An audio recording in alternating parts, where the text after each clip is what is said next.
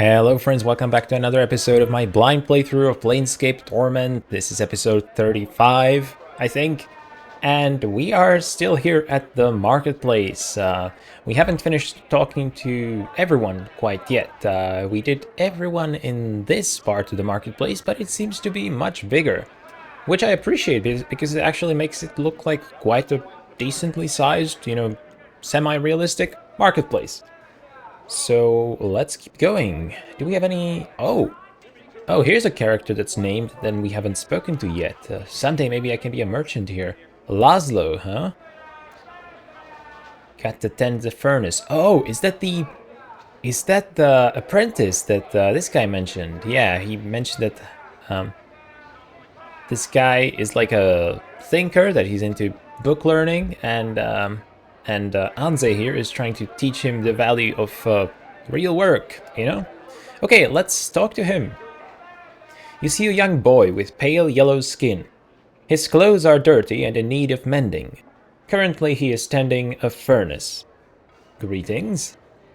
He turns and gives a half smile as he sets down his work. Hail, do you need some help?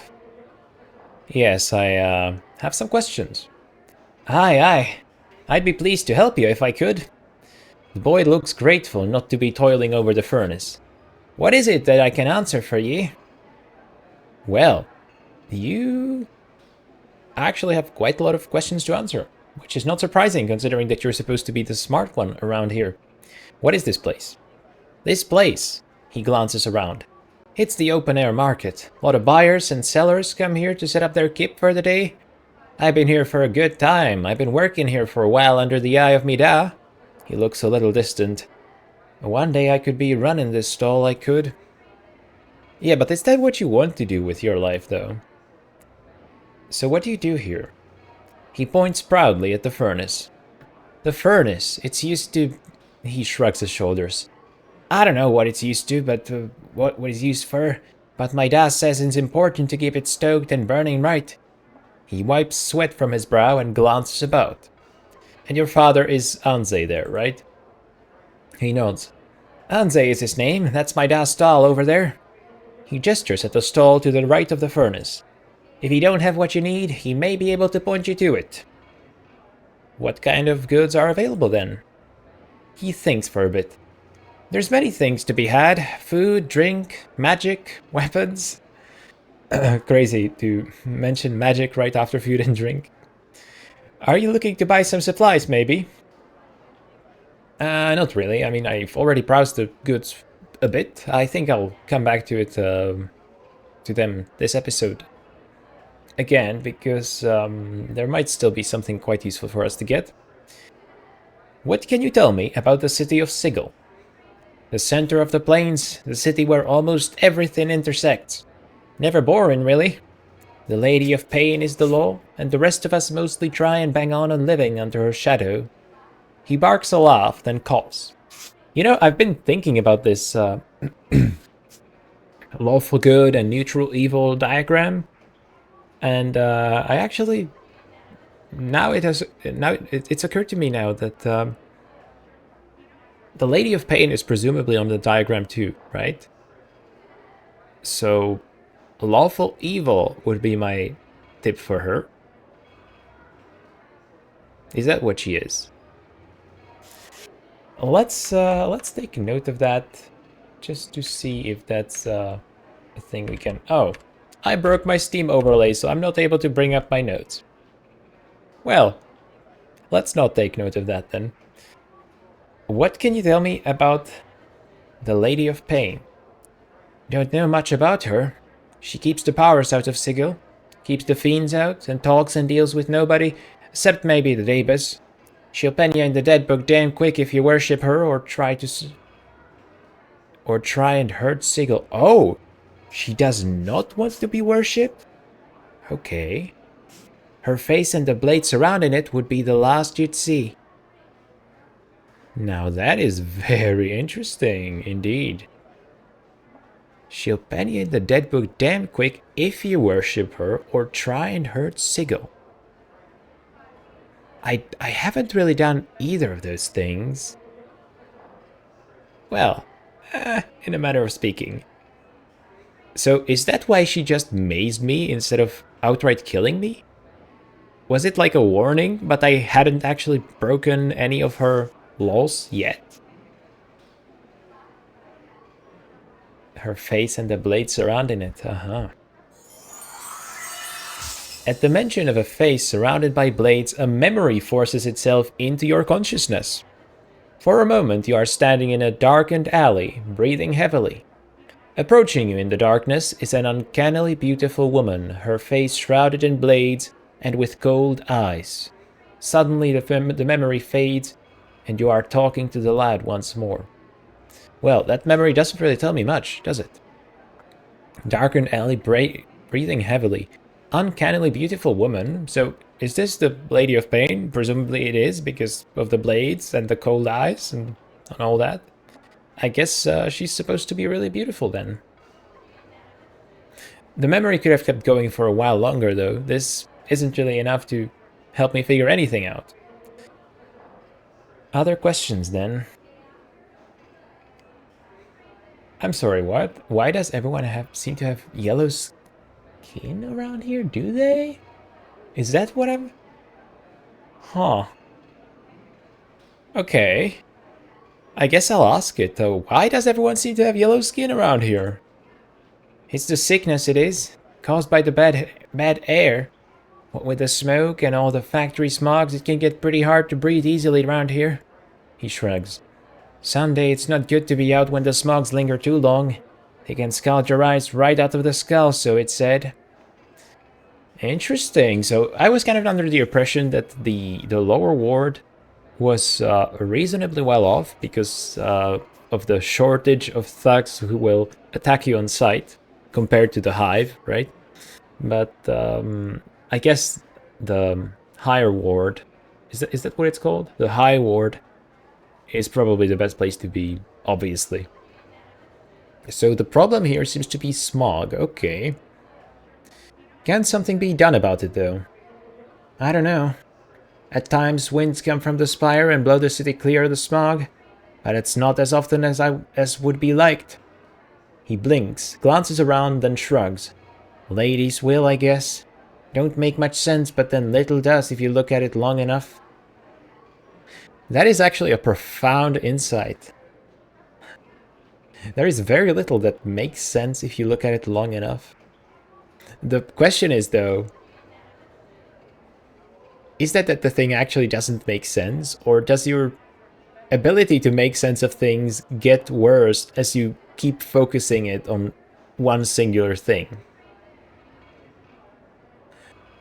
I mean, that's some that's an interesting philosophical thought, but not really relevant for the game right now. So I have some other questions, I guess. Is there anything worth seeing around here, apart from the marketplace? Not much to see. The Great Foundry is impressive, though. You might check that out. Home of the Believers, you know? The Believers? Is that another nickname for the Godsmen? He stops to think. Most of the more amazing sights are in some of the upper wards. It might be better to look around there. I hear there's a brothel here, the Fest Hall, and some other places that are more interesting. I don't know for sure, I've been here all my life. So I asked you about interesting sights around this place, and you pointed me to the local foundry and the brothel. I see. Either there's really nothing else going on in this place, or he grossly misjudged me based on my looks, I guess. I mean, I will definitely keep the brothel in mind, you know? These kinds of places are always fun in games. Tell me about the foundry. Center of the ward, pretty much. An impressive structure, to be sure. You can't miss it, just head north. You'll know it by the big gates. He marks it on your map. Well, I think he's the first person to actually mark it on my map, right? Just head north, you'll know it by the big gates. That's a sufficient description, I would say. Tell me about the Godsmen, then.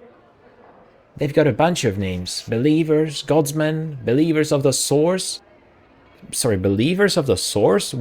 What is this, divinity? Divinity is fresh on my mind because Divinity, the new game, just got revealed as I'm recording this. It happened yesterday. By the way, I have played Divinity Original Sin 1 and 2, so I can't really make a blind playthrough of those games either. But otherwise, I definitely would have put them on my list at this point. Okay, back to Planescape. The leaders of the Source, we mostly just call them Godsmen. They have their kip in the Great Foundry, and they seem to get by pretty well. They're a pleasant bunch. They believe that everybody can be great as the powers even, if you just strive to reach it. It might mean you have to start life over a bunch of times, but you'll eventually get there after a time. That is definitely an inspiring belief. I can see why people would like that. Oh, no, this is interesting. So they're another faction here. What faction are you? I mean, does everyone have to be part of a faction? I don't think they do, but he smiles.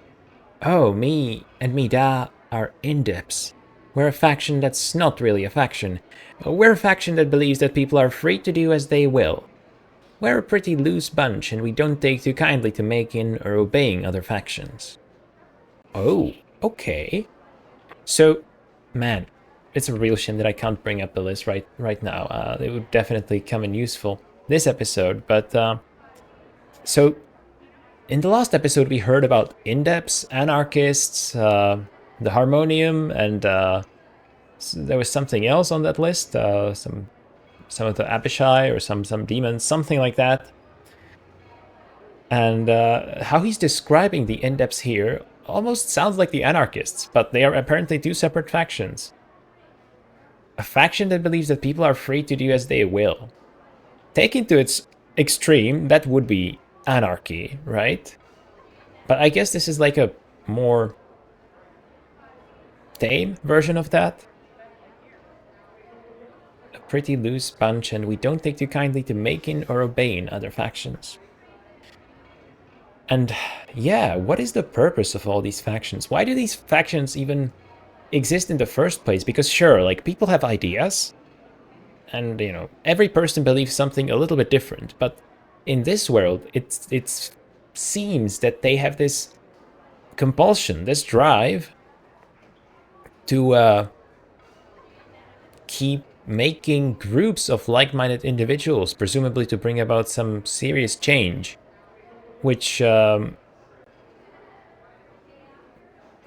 reasonably be explained by the fact that life here is just hard, you know? What I'm trying to say is this is a hard world to live in, so people just try to find all sorts of ideologies and beliefs and religions to help them to change the world. Well, let's hear it from Lazlo. What is the purpose of all these factions? He glances at you. The factions are them that govern most of Sigil and the day-to-day business. There's a bunch. There's the dead, the dustmen that take care of all the dead bodies on the streets, and then there's the governors that make the laws, and the sensates. There's a number of factions. Here in the lower ward we mostly deal with the believers, the godsmen. He nods in the distance. They have their kip in the Great Foundry, and they're a pleasant enough bunch. Now, this is really interesting. I think that in the last episode I expressed a belief to hear about all the different factions from someone who's really knowledgeable, and this seems to be the guy, so wish granted. Perfect. What can you tell me about the other ones? Hang on, let's just take another look at them. So the dead and the dustmen. I presume he's not calling is he calling the dustmen the dead? Is that like is this one thing, or is this like two separate things here? Because there are also like dead sort of individuals, right, living in the dead nations. The governors, the sensates. Sensate, that sounds like a word I should know. I mean, I don't know, it sounds like something from ancient Rome or ancient Greece or something like that, even though it doesn't really, the word doesn't really remind me of how Greek or Roman words, Latin words usually look. Okay, tell me about the other ones. Really? So I say, what can you tell me about the others? And he's like, nothing really. I never cared being an indep and all. The faction houses have plenty of people who give you the chant. Go ask them. Well, okay, wish not granted. Now I'm super disappointed. I thought you were the guy. Alright, I guess tell me about the foundry at least.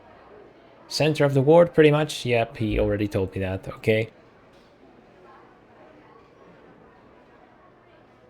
I'm not even gonna ask about...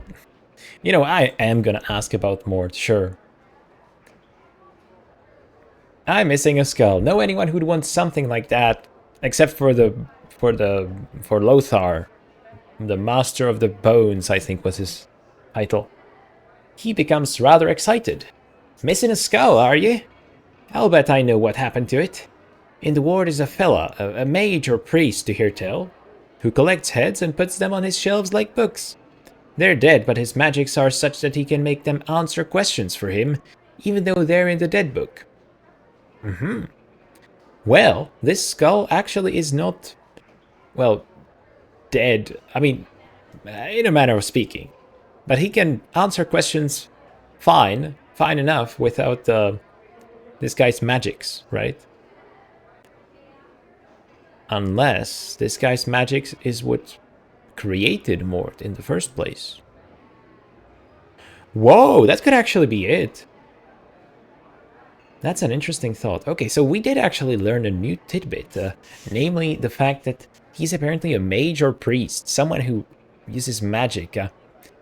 I guess that was kind of the implication, you know, for someone who hoards skulls to have them answer questions for them. But it's good to hear it out loud, so... At first he sounded more like a gang leader, and he still might be that, right? His thugs kidnapped Mort, not him personally. So he might have like his own little criminal, or not even criminal, just his own little gang that does his bidding for him, but he's also a mage or priest. This guy sounds more and more interesting. I really want to meet him. Where can I find this person? He frowns. Not sure, really. I heard tell he's got his skip in one of the ruined buildings around here, but I've never been there. He snaps his fingers. Others might know, though. Might ask Sebastian about it. Right, I think I already did.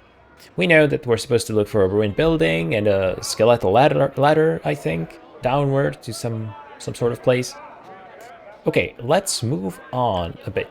Too much chink in your pocket? Actually, yes, these days. I'd be having some of the best prices to be found in the wards.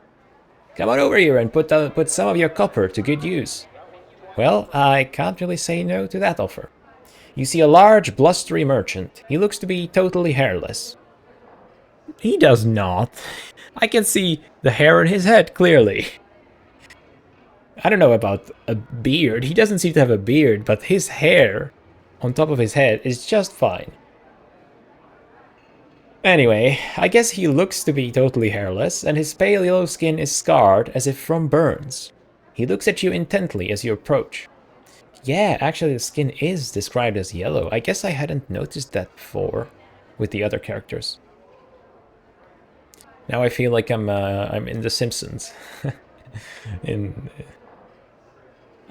Springfield from The Simpsons. Greetings. He smiles at you. Greetings. I'm Cinder. I heard about you. You be the scarred, clueless fella that be going around the wards asking questions. What can I be helping you with? Asking questions, that sure is me. You look like you have a few scars yourself, though. He frowns, then begins to laugh. Aye, that I do. Few years back I had me a kip set up in the hive. Some barmy mage decided to burn the ward right out of sigil. I said sigil. Sigil. Almost took me with it. Sick for a month I was. Well, when I see him and he joins my party, I will make him say sorry. I will make him apologize to you personally, provided I remember to do it. A month? That's not all that long. I mean, for the nameless one, it's not, but being sick for a month, that sucks, man. Honestly, I'm devastated even if I'm sick for like 2 days. Even if I get like a cold or something, 2 days is enough for me to be like, I hate my fucking life. So a month, that's actually quite a long time. But sure, that's not all that long. He nods and gets a faraway look for a moment. Hi, it could have been worse. Local mage healed me, fixed the scars and all. Could have grown my hair back, but I kinda liked the look. So, are you wearing a wig, or what is that over there? Do you think this mage could help me with my scars? Oh, that's right, but I think he already did. He's probably talking about Sebastian, isn't he? Yep. He looks you over, then shrugs. I don't see why not. Your scars don't look that bad. He looks at you closely. Aye, now, who's to say? You should talk to him yourself. Name's Sebastian, and he sets his skip up over by the foundry. I may do that, except I already have, but sure. I'd be pleased to answer your questions. He narrows his eyes and gives you a sly smile. About the shop and the wares you see here, that is. I'm not no tout, I'm not. Well? Spells. I think I can help you. Let me show you my wares. There we go. Give me the most powerful, the most overpowered, the most fuck you spell you've got. Scroll of Confusion. Focus and purpose shall be undone. Become undone. This spell causes 1 to 4 creatures to become confused and unsure of itself. Wander away, stand confused, attack nearest creature, act normal. Oh, so act normal is a state of confusion? That doesn't sound right. You know, I really like the randomization here though, because in games you usually like the confusion spell, the frenzy spell that makes them attack others, and here it's all in one spell, and it's like, yeah, there's a chance of various things happening depending on, presumably depending on the person's temperament and resistance to magic and whatnot. I like that. I'm should I go through all of these? That would take us the rest of the episode. I'm not sure if that's the best thing to do. I think I'll just sort of skim the titles and take a look at the ones that look the most interesting to me. So we know Magic Missile, Blindness is interesting, Ice Knife, I love that one in Baldur's Gate 3, Strength, Knock. The inaccessible, the locked, can be freed and within one's grasp with this incantation. All locked doors, chests, boxes, or shackles shall be unlocked, but it doesn't affect barred gates and the like. In addition, it can only affect up to 2 impediments per spell.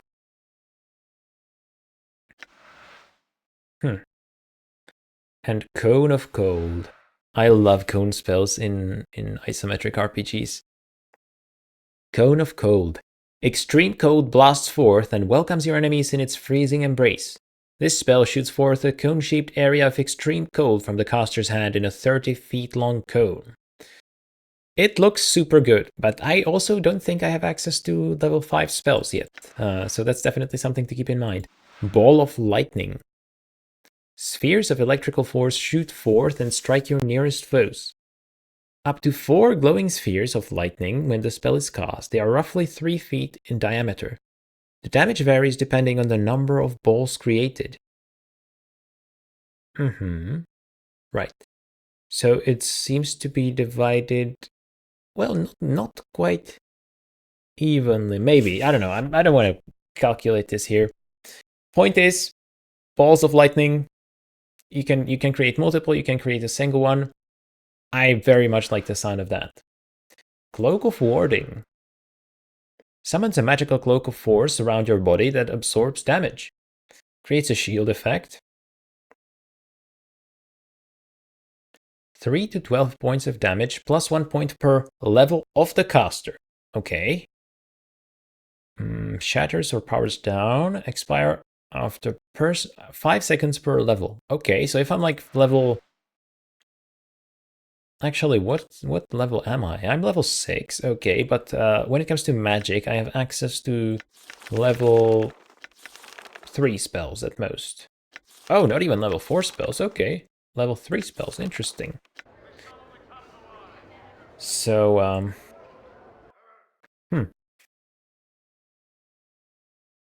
And this is a level 3. Okay, I could have access to that. Maybe I should... Hold on, let me take a look at my mage book again. Level 2 spells. I only have Blood Bridge, and I don't really use that one all that much. So I think level 2 would be definitely the one to focus on here. It's kind of a shame that I can't sort the scrolls by level or something, but the price seems to be carrying essentially the same information. So these ones are level 1, and these ones would be level 2, presumably, right? Ice Knife, yep, level 2. Daggers of Ice, oh god. Paralyzation, okay. Fall to the ground. You know what? I love this side of the spell. Let's get that. Strength. Grants immense strength to the weak or greater strength to the strong. And it depends on your class. Interesting. Wizard.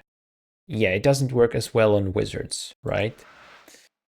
Scroll of Knock. Well, I mean, we have Anna in our party, so we theoretically shouldn't need to knock. Now, I wonder if breaking locks actually can make a sound and maybe alert enemies to my presence. I haven't really seen any evidence of such a mechanic in this game, so I'm going to assume the answer is not. Blur causes the wizard's form to shift and blur, making it much more difficult to attack the caster. I mean, that sounds really useful. Then again, I usually just like to stand to the side and let other characters do the fighting. And I already have one spell that does something like that. I have Magical Armor, which is essentially the same type of spell, right? So, I don't know. I guess I'll just take Ice Knife, honestly. Maybe I could stock up on some spells for the future, but my inventory is cluttered up enough as it is, right? Tasha's Unbearable Derisive Laughter. Ooh. Is this, this is level 3. What man does not feel their body fill with burning shame when mocked by a woman? Fill the ears of your enemies with the derisive scorn of a woman's laughter. Their bodies shall become clumsy and foolish, easily struck, and confidence shall be leached from their muscles, weakening their blows. Goodbye that for sure. The two spells that I have there, okay, let's buy this. The two spells that I have here at level 3, Axe of Torment, summons a mystical giant battle axe. So is this like a weapon that nobody is actually holding? It's like a separate entity. Is this basically what spiritual weapon is in Baldur's Gate 3? I think that's what it sounds like. Elysium Stairs. The caster chooses any single target within range. Yeah, okay, this is the Meteoric Rain. We still have yet to try that, I think. I don't remember trying that one, or maybe I did, but I need to try it a bit more to sort of learn to use it effectively. Okay, and these are all the named characters in this place, apart from the last guard, Corius. You see a tall man in plate armor. The armor is of unusual construction, with spikes flaring from the shoulders, elbows, and forearms. He nods at your approach, but then his eyes wander about the market. Good day, citizen. I am Guard Corvus. How may I help you, citizen? He gives you a friendly look, but glances over your shoulder. Ah, this one is a bit more wary than the other one. I have a question. Do you know someone named Byron Pickett? Hang on. Why am I asking this? I mean, we saw a Byron Pickett. Hang on. What did I miss?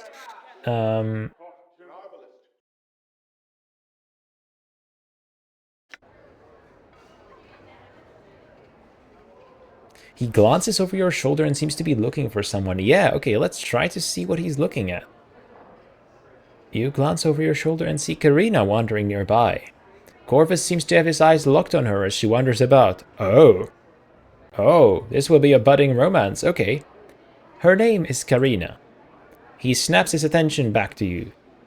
I beg your pardon, you know her, citizen. He looks at Karina again. Voice of an angel, and such a pretty young thing.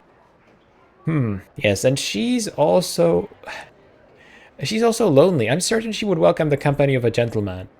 Updated my journal. He glances at you, then back at Karina.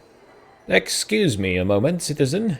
He steps around you and heads towards Karina. All right.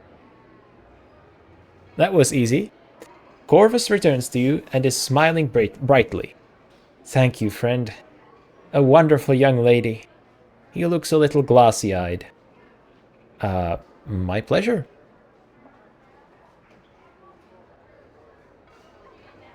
Do you know someone named Byron Pickett? I guess I have to... Let's start with who are you? Because maybe I should have asked that before helping him find the love of his life. Potentially. But, you know. Who are you? He gives you a slight bow. I am Harmonium Guard Corvus, citizen. I help keep the peace here at the market. He glances about for a moment, then looks at you. Tell me about the Harmonium. Same as the other guy. And same also about the factions. Okay, do you know someone named Byron Pickett?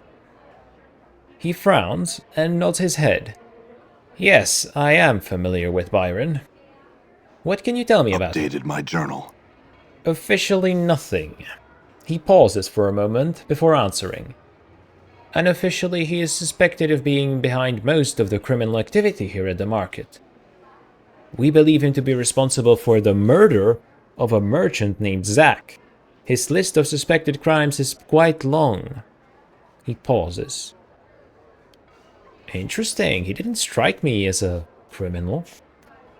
Anything else? Updated my journal. Yes. I would not turn my back to him, and I would think twice about being anywhere alone with him. He shrugs. That is all, friend. Okay.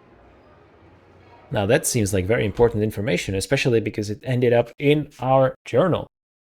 As two separate entries, no less. Specifically, the one about me not being supposed to turn my back to him. That's interesting. Also, I just realized this is definitely the Lady of Pain. It's obvious. I just never really thought about it. I was like, oh yeah, this is the image here. I just always ignored it, and now I'm actually looking at it for the first time, and I'm like, this is definitely the Lady of Pain. Look at all the blades, right? Alright, I think we've explored the market enough. And here we have Byron Pickett. I thought I had talked to him. Maybe I have. Right, he's the one who described himself as a moneylender. And now it seems like he might be something more. I mean, that is actually kind of surprising. I didn't really get the criminal vibe from him. Maybe I just didn't think about him too much. Oh, that's right. There still are thugs in the lower ward. It's just that they don't really attack you. I don't think. I think that they haven't attacked me so far, as far as I can remember. This wrecked building looks a little out of place here. Wrecked building, huh? Okay, that's what we're looking for. Well, maybe we're looking for a different wrecked building, but we're definitely looking for a wrecked building, and this is just a random door. Okay, this is. I mean, the door looks like it's in the middle of nothing. Like, what? Where am I entering? What is this? Pawn shop. Okay, interesting. We have Micah here from Red Dead Redemption 2. Done. He's changed a bit. Brokah, we've got a customer. I've got eyes, can you not see? Fun. Let's open the locked container for no reason whatsoever. Why not? And we have a charm of infinite recall. It's good that we are getting these charms. They are pretty useful for identifying stuff. So I don't mind stocking up on these. Hello, Brokah. You see a diminutive man with a bit of a waddle in his to his walk. His voice betrays a nearly comedic accent. By all the powers of their celestial outhouses, what is this? I guess that's a comedic accent. I don't know. I just spontaneously came up with that. His partner, a diminutive woman with a braying voice, gives you a quick glance and replies, It's a customer, you dolt, as I've been telling you for ages. I told you we'd get customers, but you never believed me, and now we have one. Are you ready for him? This, well, dead-looking man? Of course I'm ready for him. I'm always ready. For whatever customers we have. He turns to you. What can we do for you today? Wow, Who's she? That's kind of a rude question, isn't it? I mean, I assume she's his wife? Can you tell me about yourself? Me? You want to know about me? Miccah, he wants to know about me. He's just being polite. He doesn't really care. You have nothing useful to say anyway. You're the owner of a pawn shop and that's all you'll ever be because you lack ambition. I lack ambition? Lack ambition? If I didn't have a lodestone of this wife and this life, I'd be something. But no, instead I'm a storekeeper instead of a grand adventurer. The two of them degenerate into a shouting match, ignoring you. I love these two. And I'm actually pretty happy with the voices that I chose for them, I'm not gonna lie. They just seem to fit, I don't know. Okay. Maybe a few more questions. They're so busy shouting at each other that they don't pay any attention to you. The shop rapidly fills with their words. That's a nice phrase. And the only thing I can do in response to that is leave. Okay. I think you two could solve your customer problem quite easily. Just by building another separate shop and working separately. Miccah, or Miccah then, what do you want to tell me? The dead one has returned. Brokah, the dead one has returned. Oh god, I've lost the accent. I was doing the old lady voice and I've lost it. I can see that. Do you think I can't see that? Of course I can see that. I have eyes, don't I? He turns to you. What can we do for you today? Who's she then? She? She? She is my devoted wife of some 20 years and the light of my life and the greatest gift ever to enter his life, isn't that right? I saved him, you see, from the life his parents had planned for him, and he promised to take me away from all this, and instead what you see is the life he gave me. I tell you, it would be enough to drive a body to drink. Do you? Do you drink, then? If she weren't already there, she's the biggest bubber this side of the hive, sir, and she's been that way for years, that I tell you. Years.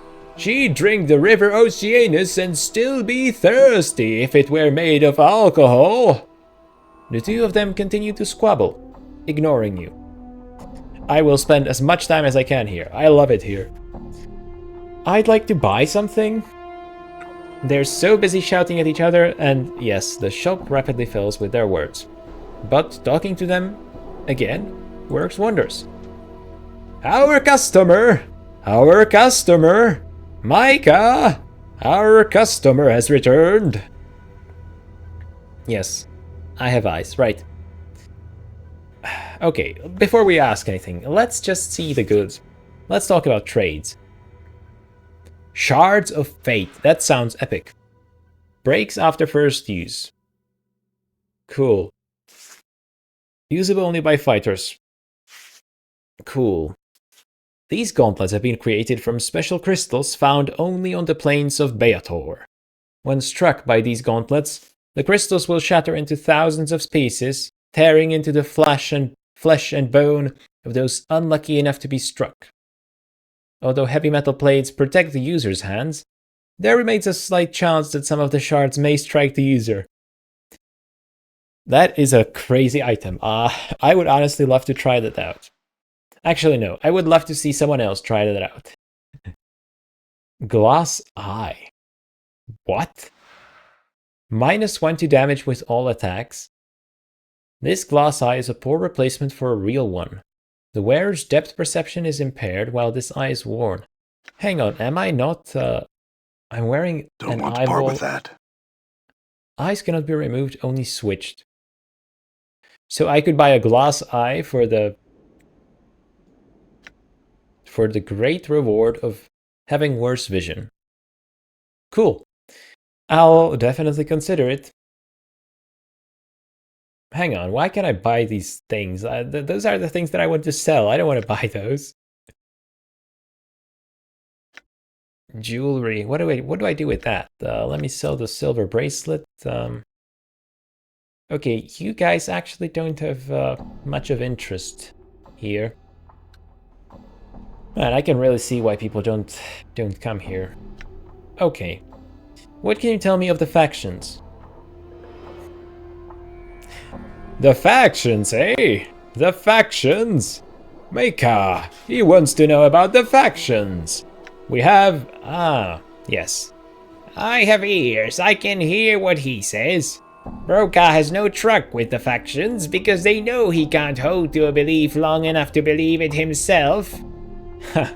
That's a fun problem to have. I know one thing, I believe. I believe this life must be my punishment for something I did in the past life. The two of them break into a heated argument and ignore you. Okay, you know how I said I'd like to spend as much time here as possible? I think I've had my fill. I might come back one day.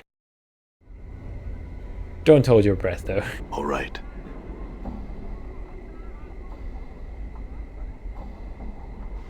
Coming full circle back to the square here.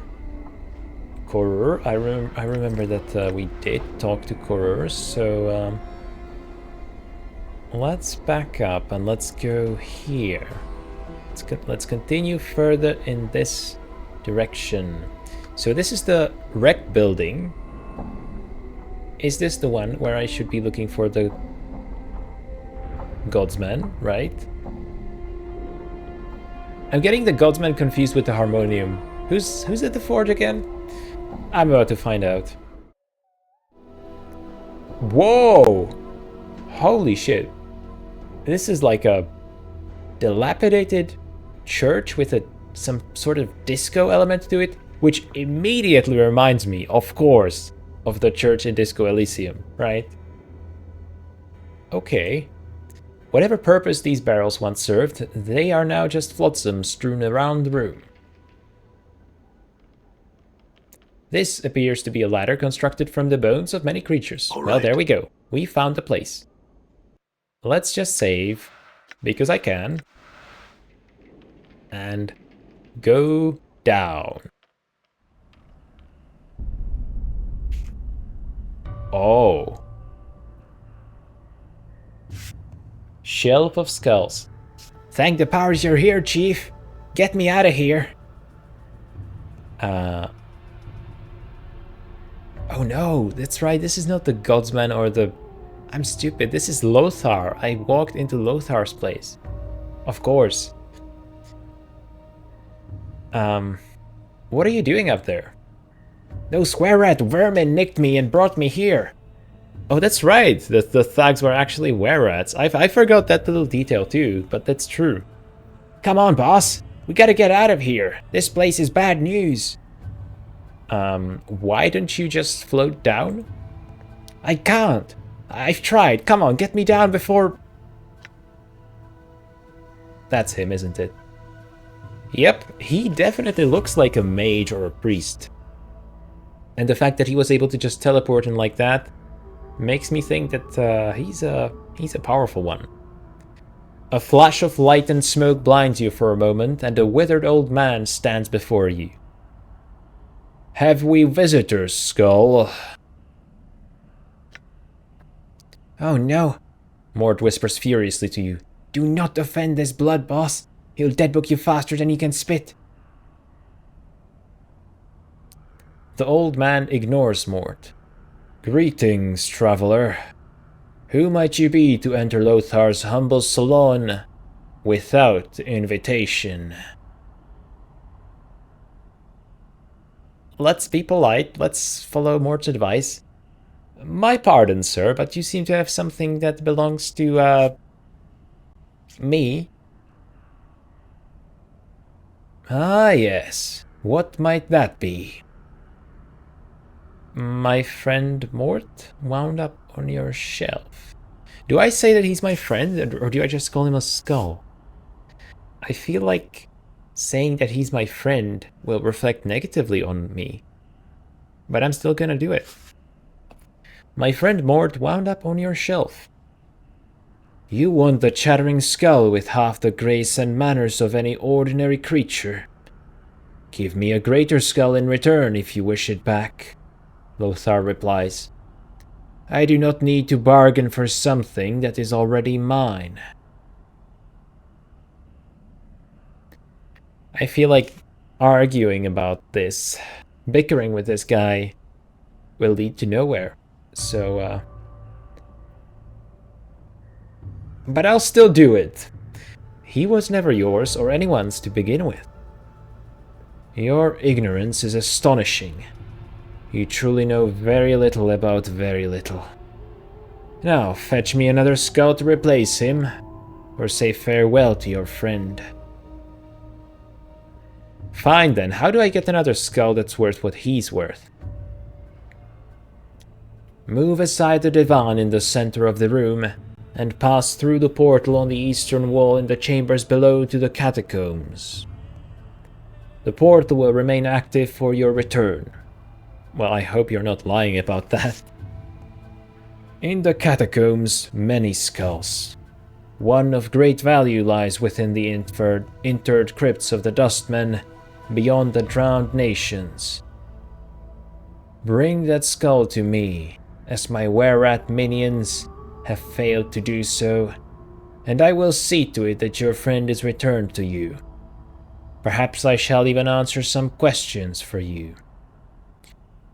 Is he like the boss of the were-rats? Like, the were-rats in, what was the place called? Underground,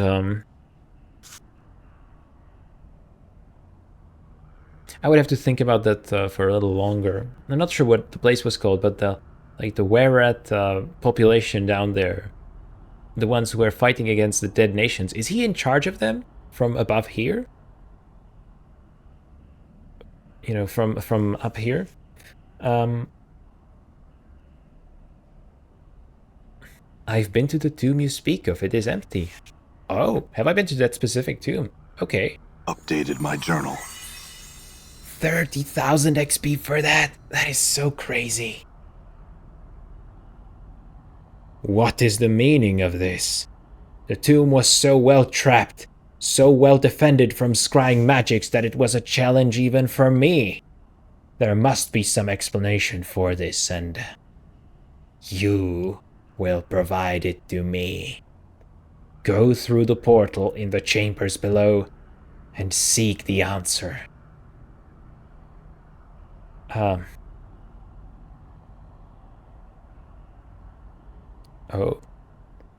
It was my own tomb. Do I tell him that, though? So he means my own tomb. I was like, what tomb does he mean? I was thinking that there was maybe like a, I don't know, a room with a skeleton somewhere that I sort of just passed, not thinking it was relevant. But no, he's literally talking about my tomb. Well, if I tell him this, he will probably try to kill me, right? I have no answer. How could I know? There is some merit in what you say, yet there is something about that crypt that spoke of much promise. I will think on this, and I encourage you to do the same. He turns away and turns back to you almost immediately. Bring me another skull, then, and our agreement shall be as before. Do not try to deceive me with just any skull either. I am something of a connoisseur, I bet. Return when you have something of value to me. Very well. I'm wondering, okay, is this like a non-linear part of the game? Could I have accessed this before going down there in the first place? To me, it doesn't seem like I could have, but that's because I'm playing the game for the first time. I don't really know how everything works, so it's possible, I think. Let's level up then before I forget to do so. 1 intelligence gained. Spell memorization abilities increased. Nice. 1 characteristic point. Awesome. Wisdom it is. And accept. So my wisdom is now 17 with my enhancements, which is pretty good. We're getting there. We're getting there. I'm sorry, what? Intelligence? Oh, that was for the nameless. Wait, what just happened there? Why did my intelligence increase permanently? Or my companions? I don't understand what happened there. Anyway, let's level up Ana. Okay, so no points this level. Good to know. +1 fist, 2 hit points gained. Okay, classic stuff. All right. Well, I think I will end the episode here, perhaps a bit sooner than usual, but this has given me something to think about. So we've met Lothar here. He is an interesting character for sure. Seems to be quite a dangerous one. And we have fortunately found Mord, so I hope that in the next episode we will somehow manage to get a Skull of Value to free Mord again, and then we'll see how to proceed from there. Okay, thank you for joining me today. I have been Savle, and I will see you in the next episode. Bye.